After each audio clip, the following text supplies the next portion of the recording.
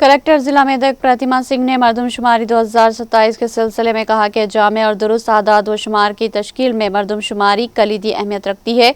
मुस्तक़र मेदक में वाक़े रामदास चौराहे से पोस्ट ऑफिस सर्कल तक मरदमशुमारी के पहले मरहले पर मुनक़्क़िदा बेदारी प्रोग्राम में collector Pratima Singh, additional collector Nagesh, RDO Rama Devi और म्यूनसिपल चेयरमैन राधिका भूपति राजू के हमरा मैराथन वॉक में शामिल हुई और घर घर जाकर बेदारी प्रोग्राम किया। उन्होंने आवाम से ताउन से प्रोग्राम को कामयाब बनाने की अपील की। बादिज़ा मरदमशुमारी के टैब्स की रहनुमाई की गई। इस मौके पर कलेक्टर ने खिताब करते हुए कहा कि कई बरसों बाद भारत में मरदमशुमारी कराई जा रही।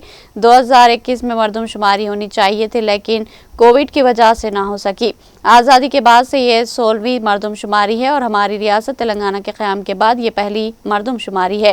पहली बार ये मरदमशुमारी डिजिटल तरीके से कराई जा रही। उन्होंने बताया कि खुद शुमारी का तरीका पहली बार मुतारुफ करवाते हुए मरदमशुमारी के अमल में एक नए बाब का आगाज़ किया गया।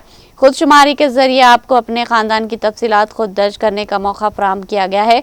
इनमें 34 सवालात है और महज 5 मिनट में खुद शुमारी का अमल मुकम्मल किया जा सकता है। उन्होंने बताया कि पीर से मरदमशुमारी के शुमार कुनिंदगान घर घर जाकर तफसीलात जमा करेंगे। तजुर्बेकार अमले को मरदमशुमारी के सुपरवाइजर और शुमार कुनिंदगान के तौर पर तैनात करके उन्हें ज़रूरी तरबियत फराहम की गई है। उन्होंने खुसूसी शनाख्ती कार्ड भी फराहम किए गए। जबकि वो घर आए तो इनसे ताउन करने की अपील की गई।